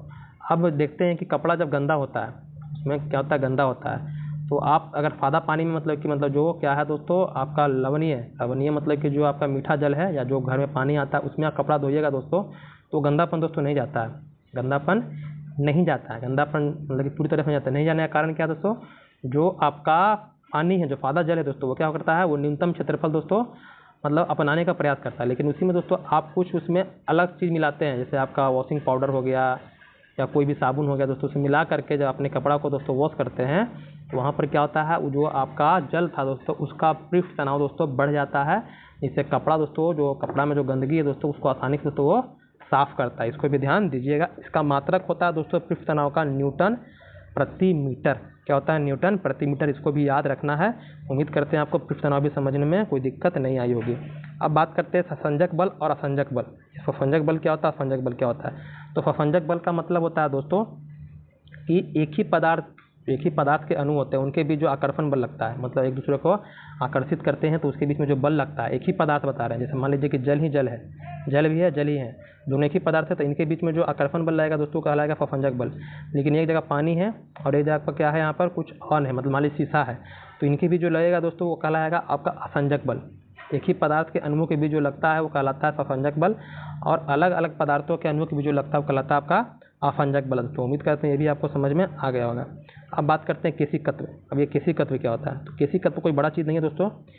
अपने घर में देखे होंगे, लालटेन जलाते होंगे, लालटेन हो गया या दिया हो गया, दिया मतलब दीपक हो गया, या पाइप हो गया, ये सब हो गया पाइप में। तो ये सब में जो पानी चढ़ना, तेल का दोस्तों ऊपर आना, तेल का नीचे जाना, ये सब जो हो रहा है दोस्तों, वो केशिकत्व के कारण होता है। क्या होता है, केशिकत्व के कारण होता है। जैसे देखते हैं जड़ मतलब पेड़ पौधे होते हैं, क्या करते हैं, ज़मीन से पानी खींचने का काम करते हैं, तो वहाँ पर केफी नली ही दोस्तों काम करता है, मतलब केशिकत्व ही काम करता है। तो केफी नली में किसी द्रव के ऊपर चढ़ने अथवा नीचे उतरने की जो घटना होती है दोस्तों कहलाती है केशिकत्व कहलाती है। पानी का ऊपर चढ़ना, मतलब पानी मतलब द्रव हो, कोई भी हो, द्रव हो, तेल हो, कोई भी चीज़ हो, ऊपर चढ़ना नीचे दर चढ़ना दोस्तों कहलाता है आपका केशिकत्व कहलाता है। केशिकत्व का कारण, जो केशिकत्व का कारण तो क्या होता है, पृष्ठ तनाव होता है। ये आपका उदाहरण के लिए जैसे देखते होंगे पौधे में जल का चढ़ना, फाउंटेन पेन में स्याही लिखते हैं आप पेन, वहाँ पे भी केशिकत्व काम करता है। लालटेन में तेल का चढ़ना दोस्तों, ये भी क्या होता है, केशिकत्व का ही क्या दोस्तों आपका उदाहरण है। तो इसको भी याद रखना आपके लिए बेहद ज़रूरी है। अब आते हैं आगे बात करते हैं श्यानता। श्यानता को पहले समझिए, श्यानता है क्या। श्यानता का मतलब होता है, सिंपल शब्दों में समझिए, मतलब कि हम लोग का क्षेत्रीय भाषा में तो श्यानता को हम लोग बोलते हैं गाढ़ापन। क्या मतलब गाढ़ापन नहीं बोलते हैं, कोई चीज़ ज़्यादा गाढ़ा है, कोई चीज़ ज़्यादा पतला है। तो श्यानता का मतलब समझिएगा कि श्यानता का मतलब कोई वस्तु कितना गाढ़ा है, जो वस्तु जितना गाढ़ा होगा उसकी श्यानता उतना ही होगी। मतलब कि कोई द्रव दोस्तों, जैसे जल ले लिए, जल आपके पास है, तो जल को अगर आप मतलब कि किसी मतलब सतह पर गिराइएगा तो जल क्या होता है दोस्तों, बहता हुआ चला जाएगा, बहता हुआ चला जाएगा। क्यों, क्योंकि बोलेंगे कि जल बहुत पतला है, जल बहुत क्या है, पतला है, इसीलिए क्या रहा, बह रहा है। और वही दोस्तों वहाँ पर क्यों, क्योंकि वहाँ पर जल की श्यानता दोस्तों कम है, जल की श्यानता कम है, मतलब कि गाढ़ापन दोस्तों कम है। और वही आप मतलब शहद को जब गिराइएगा सरफेस पे, किसी सतह पर, दोस्तों क्या होगा, तेज़ी से दोस्तों आपका बहेगा नहीं, धीरे धीरे इसमें क्या होगा, चेंजिंग देखने के लिए मिलेगा। तो कहते हैं क्या कि ये जो गाढ़ा है तो इसमें श्यानता ज़्यादा है। तो श्यानता मतलब समझिए गाढ़ापन। तो यहाँ पर देखिए क्या बता रहा है कि द्रव का वह गुण जिसके कारण अपनी विभिन्न परतों के माध्यम सापेक्ष गति का विरोध करती है। श्यानता क्या करता है, गति का विरोध करता है। तो ये वही चीज़ बता रहे हैं आपको हम। श्यानता, जल क्या कर रहा है, जल दोस्तों गाढ़ा कम है, गाढ़ा कम है, इसीलिए क्या कर रहा है, तेज़ी से दोस्तों बह रहा है। लेकिन जो आपका शहद होता है, शहद क्या होता है दोस्तों, आपका ज़्यादा गाढ़ा होता है, ज़्यादा गाढ़ा होता है, तो दोस्तों वो गति का विरोध करता है, तेज़ी से दोस्तों पसरता नहीं है। समझ रहे हैं? उम्मीद करते हैं कि ये हम जो समझाने का प्रयास कर रहे हैं वो आपको समझ में आ रही होगी। तो दोस्तों जो श्यानता है दोस्तों, ये सिर्फ द्रव और आपका गैस में काम करता है, ठोस में श्यानता काम नहीं करता है। ठोस में थोड़ी ही कोई चीज़ बहेगा, ठोस वस्तु जहाँ देखेगा उसे तो वैसा ही रहेगा, तो इसमें श्यानता नहीं होती। श्यानता सिर्फ गैस में और द्रव्य में होती है। अब यहाँ पर जैसे देखिए बताएं कि गाढ़े द्रव जैसे शहद, ग्लिसरीन आदि की श्यानता अधिक होती है। शहद हो गया, ग्लिसरीन, इस समय क्या होता है, श्यानता। ग्लिसरीन मतलब कि ग्रीस जिसको बोलते हैं, तो उसी की बात हो रही है। ताप बढ़ने पर गैसों का श्यानता दोस्तों बढ़ता है और द्रव की श्यानता दोस्तों घटती है। जब ताप बढ़ाइएगा तो जो गैस है दोस्तों क्या होता है, सिकुड़ना शुरू करता है दोस्तों, तो उसकी श्यानता बढ़ती है। लेकिन वही जो होता है शहद हो गया, आप शहद को गर्म कीजिएगा तो क्या होगा, धीरे नहीं बोलते हैं हम लोग, की माँ बोलती है कि ढीला हो गया है, मतलब कि वो धीरे धीरे पतला हो रहा है। क्या हो रहा है, पतला हो रहा है दोस्तों। तो वो कहलाता है क्या आपका, जब द्रव की श्यानता क्या होती है, घटती है गर्म करने पर, ठोस में श्यानता काम नहीं करता है। तो उम्मीद करते हैं ये भी आपको समझ में आ गया होगा। अब बात करते हैं दाब का, कि दाब क्या होता है, मतलब प्रेशर। तो एकांक क्षेत्रफल पर लगने वाले बल को, मतलब कोई भी क्षेत्रफल होता है, कोई सतह होता है, तो उस पर आप बल लगाते हैं। क्या लगाते हैं, बल लगाते हैं। जो बल लगा रहे हैं वही क्या है, दाब है आपका, क्या है, दाब है। तो दाब का फॉर्मूला होता है कि दाब बराबर होता है बल बट्टे क्षेत्रफल। क्या होता है, बल बट्टे क्षेत्रफल, जिसको हम लोग, इसका मात्रक होता है दोस्तों न्यूटन प्रति मीटर स्क्वायर, क्योंकि बल का मात्रक होता है न्यूटन और क्षेत्रफल का मात्रक होता है मीटर स्क्वायर। और बता दिए कि दाब की खोज किए थे पास्कल, इसलिए इसका अन्य मात्रक पास्कल भी है, ये भी ध्यान रखिएगा। अब यहाँ पर कुछ कुछ बातें याद रखिए। क्या याद रखना है, देखिए अब यहाँ दाब जो है बल के क्या है दोस्तों, समानुपाती है, और क्षेत्रफल के दोस्तों क्या है, व्युत्क्रमानुपाती है, मतलब कि उल्टा है। मतलब कि क्षेत्रफल बढ़ेगा तो आपका दाब घटेगा, क्षेत्रफल बढ़ेगा तो दाब घटेगा, क्षेत्रफल घटेगा तो दाब आपका बढ़ेगा दोस्तों। समझ रहे, नहीं समझे? देखिए यहाँ पर जैसे मान लीजिए कि आपके पास 10 न्यूटन का मतलब कि कोई बल है, मतलब 10 न्यूटन का बल लगा रहे हैं, कितना क्षेत्रफल पर, तो 2 मीटर स्क्वायर क्षेत्रफल पर लगा रहे हैं। तो यहाँ पर दाब निकालना होगा तो कितना आ जाएगा, 5 आ जाएगा। लेकिन यही 5 आ गया, लेकिन यही आपका 10 से न्यूटन का बल लगा रहे हैं कितने क्षेत्रफल पर, तो 5 क्षेत्रफल पर, 5 मीटर स्क्वायर क्षेत्रफल पर लगा रहे हैं। इसको जब काटिएगा तो कितना आ जाएगा, 2 आ जाएगा। क्या होगा, घट गया। मतलब कि जब आपका क्षेत्रफल कम था तो दाब तो ज़्यादा था, लेकिन आपका क्षेत्रफल जैसे ही बढ़ा तो दाब दोस्तों घट गया। तो ये बता रहे हैं कि उल्टा होता है। अब यहाँ पर काम कैसे करता है, जैसे देखिए यहाँ पर सुई देखें, सुई देखे होंगे या, तो उसमें क्या होता है, उसका आगे वाला भाग होता है उसको नुकीला करते हैं। नुकीला क्यों करते हैं, नुकीला दोस्तों इसलिए करते हैं, इन्हें कि कपड़ा आसानी से मतलब सिया जाए। नुकीला इसलिए करते हैं कि दोस्तों हमें प्रेशर कम लगाना पड़े, उसका क्षेत्रफल को हम कम करते हैं, तो इसलिए दोस्तों प्रेशर हम क्या करते हैं, दाब थोड़ा कम भी लगाते हैं, तो आसानी से दोस्तों क्या होता है वो, मतलब कि किसी भी सतह में, मतलब किसी सतह, मतलब ये नहीं कि ठोस सतह में घुसा दीजिएगा, मतलब कि जो क्या हो दोस्तों आपका, मतलब कपड़ा जो सिलने के लिए हो वो। या मान लीजिए कि आपका गाड़ी देखे होंगे, ट्रक वगैरह देखे होंगे, ट्रक वगैरह देखो तो किसी में होता देखते हैं 8 चक्का, 10 चक्का, 15 चक्का, 20 चक्का देखते होंगे ट्रक होता है। तो ये क्यों होता है, वो दोस्तों इसीलिए होता है क्योंकि दोस्तों उसका क्षेत्रफल बढ़ाते हैं, क्षेत्रफल दोस्तों बढ़ाते हैं तो दाब, उसका प्रेशर दोस्तों क्या होता है, कम होता है, जैसा कि हम बताएं। तो ये सब भी ध्यान देने वाली बात है।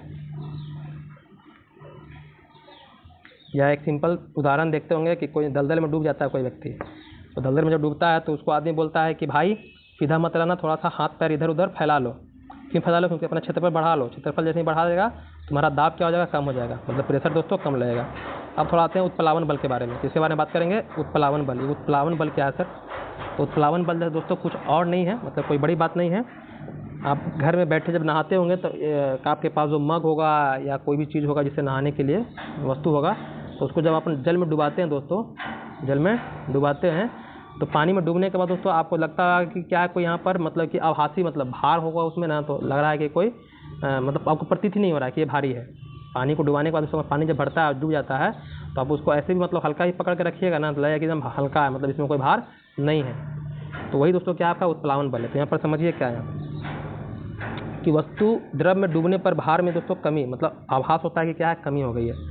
द्रव में वस्तु के भार में आभासी कमी के कारण द्रव द्वारा वस्तु के ऊपर की ओर लगाया गया बल दोस्तों क्या कहलाता है, उत्प्लावन बल कहलाता है। नहीं समझ में आया तो आज घर में बाल्टी में क्या कीजिएगा, लोटा डुबा दीजिएगा। लोटा हो या आपके पास जो मग हो उसको डुबा करके देखिएगा क्या है उसमें भार लग रहा है कि नहीं, मतलब कि लोटा को पानी भर के बाहर निकालिएगा और अपने हाथ में उठा के देगा तो भारी लगेगा।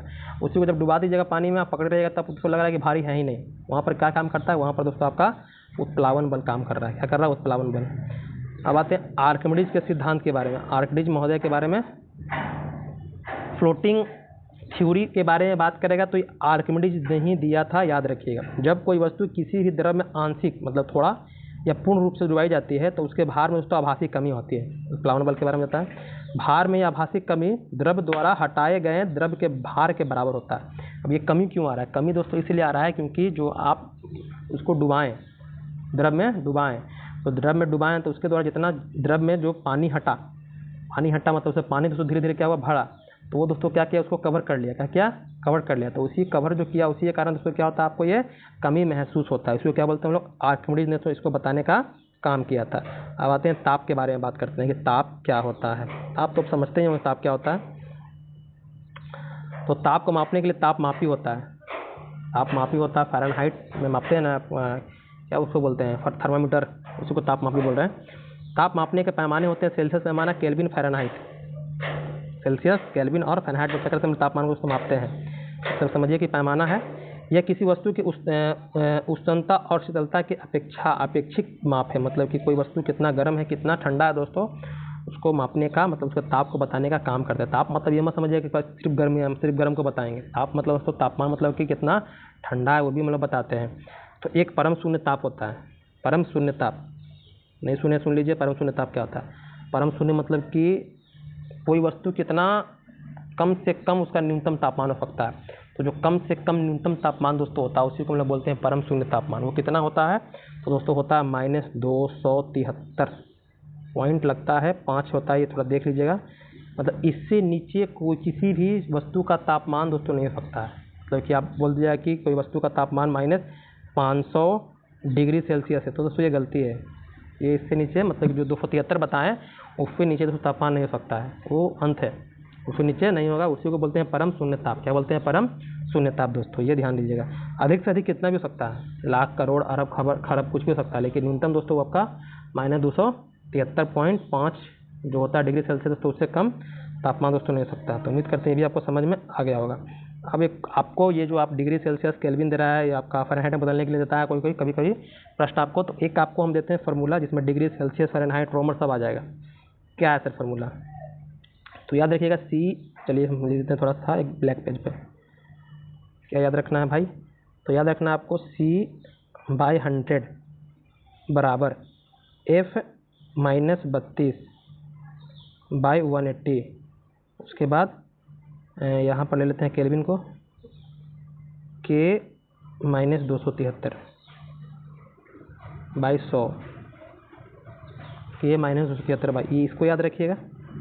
ये तीनों मतलब मान लीजिए कभी दे देगा आपको सेल्सियस को फ़ारेनहाइट में चेंज कीजिए, सेल्सियस को केल्विन में चेंज कीजिए, केल्विन को फ़ारेनहाइट में चेंज कीजिए। तो ये फार्मूला अगर आपको याद रहता है तो किसी चीज़ को चेंज कर सकते हैं, किसी भी चीज़ को किसी में चेंज कर सकते हैं दोस्तों।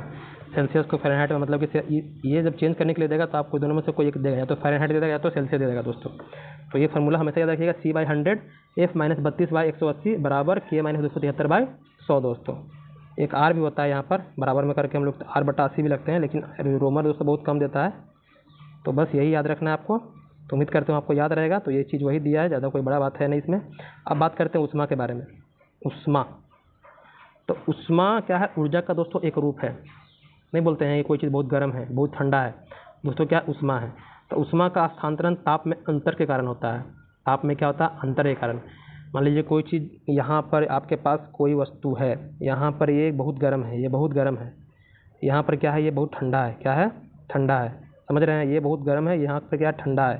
तो ऊष्मा का हस्तांतरण कैसे होगा, तो गर्म से जो ठंडा की ओर जाता है, गर्म से ठंडा की ओर दोस्तों ये जाने का प्रयास करता है। जैसे देखते खाना बनाते होंगे, तो देखते होंगे आपका एक टेफ्लॉन की परत होती है, जो प्लास्टिक जिसको बोलते हैं पकड़ने के लिए रहता है। क्यों पकड़ने के लिए रहता है, तो पकड़ने के लिए इसीलिए रहता है कि वो जो एल्युमिनियम का जो बर्तन है दोस्तों, वो क्या होता है, उसमें ऊष्मा का दोस्तों हस्तांतरण होता है। अगर वो नहीं देगा ना तो वो जो एल्युमिनियम का बर्तन है वो गर्म होकर दोस्तों क्या होगा, उसका हस्तांतरण जो आप पकड़ने का जगह होता है उसको भी गर्म करता है। आपको ये देखना है तो क्या कीजिएगा, कोई बर्तन को या आपके पास जो चम्मच होता है, चम्मच को उसको गर्म कीजिएगा। तो गर्म कीजिएगा जहाँ से जो आपका सिरा पकड़े, मतलब कि जो चम्मच है उसका आगे वाला भाग को गर्म कीजिएगा, पीछे से पकड़िएगा। कुछ समय पर देखिएगा ऊष्मा का हस्तांतरण होते होते क्या होता है दोस्तों, पीछे जो पकड़े हैं वहाँ भी दोस्तों गर्म हो जाता है। समझे, यही क्या ऊष्मा का हस्तांतरण है। उम्मीद करते हैं ये भी आपको समझ में आ गया होगा। अब जो ऊष्मा का हस्तांतरण दोस्तों होता है वो 3 तरीके से होता है।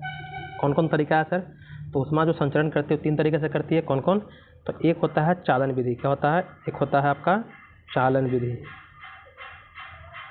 दूसरा होता है जिसको हम लोग बोलते हैं संवहन विधि, संवहन, और तीसरा जो होता है उसको बोलते हैं विकिरण, क्या बोलते हैं, विकिरण विधि। इससे दोस्तों क्या होता है, ऊष्मा अपना संचरण करती है, मतलब कि स्थानांतरित होती है।